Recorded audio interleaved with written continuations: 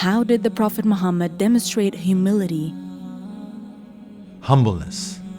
You would think that a man of the magnitude to become a prophet, of a messenger of God, the seal of the prophets, among the top list as we've mentioned, every aspect, you would think, don't mess with me. You know who you're talking to. Are you talking to me? As a matter of fact, he was on the contrary, humbled. As a matter of fact, when people used to see him, they would be, what to expect? He says, لا تطروني. Do not boast about me. إنما أنا رجل كان يأكل الثريد في مكة. I'm just a human being. I used to eat whatever I used to eat in Mecca. He's trying to humble himself, not only with the human beings. He used to mention, as I said, that we used to sit, nobody would know that he was the prophet, just like everybody else. He was known with his own family. كان في مهنة أهله. You understand what that means? Even with his wife, he used to serve his wife. When she was asked, how was he says, كان في مهنة أهله. He used to help us. He used to sew his own clothes. He used to his own food. He used to actually find his own slippers. All of that for a man with that magnitude? Yes.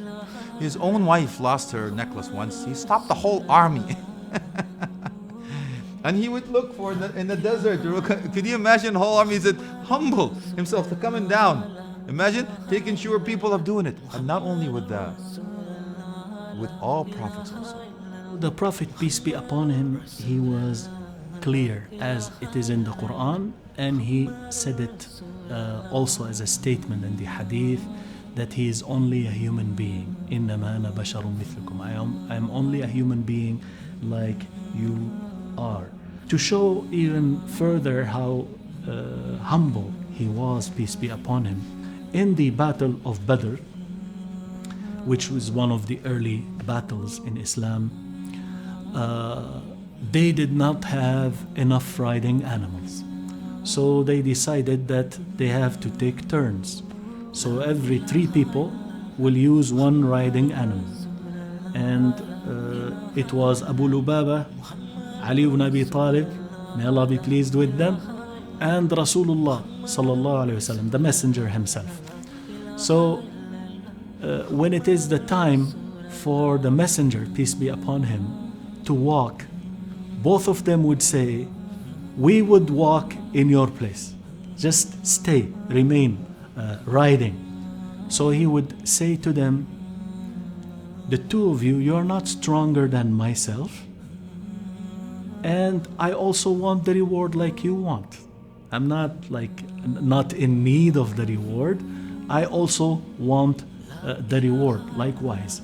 And therefore he was taking turns with these soldiers and companions who loved him so much and wanted him to rest, peace be upon him, but he didn't want that. This is how he was, although he had that great status, but he treated everybody with humbleness and humility, peace be upon him. Like, it's interesting because you can take like Muhammad, who I think is potentially the only religious prophet that is like archaeologically, historically speaking, has proof that he existed, So it's interesting when you take these stories that are more kind of, they feel a little bit more real because it feels like a person would do, as opposed to these stories that are written after someone's death that, are so far removed from the actual source that they seem a little bit too like fantastic, like a story like Muhammad with the camel, where this camel, is renewed with vigor and is running around. Like, even with the story of him and the soldiers, him saying that, like, I'm not better than you, we should all share this because that's what is fair, it's believable, it's real, it gives it that real sense. So it definitely seems like he's a very down-to-earth person, and even though there was definitely a status that he was able to kind of equate to, a lot of people looked up to him, and people viewed him as this great messenger. And even though people looked at him a certain way, he didn't feel like he was, I guess, up to that standard or up to the way that people were viewing him. So he seed himself as like anyone else. Yeah, I feel like that's not something you see nowadays with people who are prolific in terms of humility and the ways that they treat those who follow them. The humility aspect of things is really prevalent throughout the entirety of what they were saying.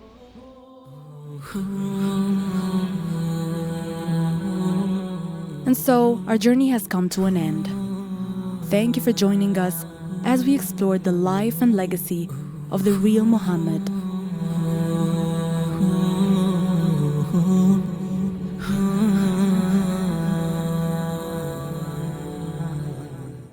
I think in terms of what I've learned, definitely a lot of stories and historical moments and events that happened I wasn't aware of, for sure, in terms of his daily life, his connection with family, his specific roles within the army. I wasn't aware of those.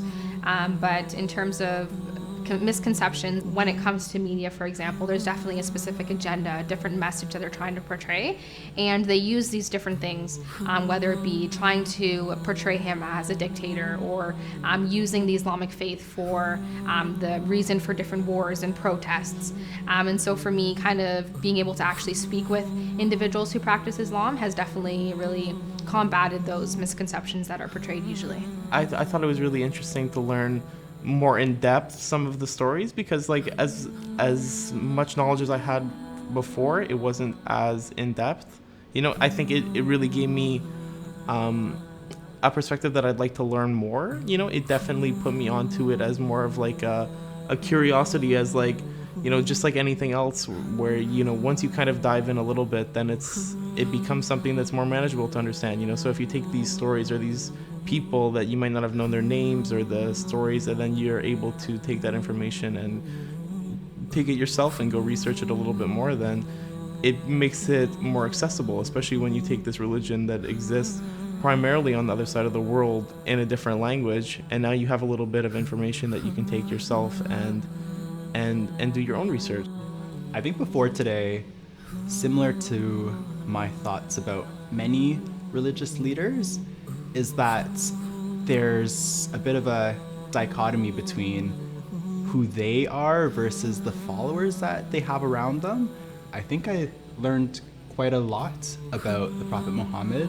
I'll be honest and say that before today, I may have been a bit ignorant about himself, and just understanding a bit more about his relationship, not only with the people who followed him, and the way in which he demonstrated humility with his subjects and allowed them to make mistakes as a follower of Islam, and was merciful in the way that he taught them about these mistakes. And it sounds more so from this video that we got to watch today that he tried to put himself on equal footing with the people that were around him.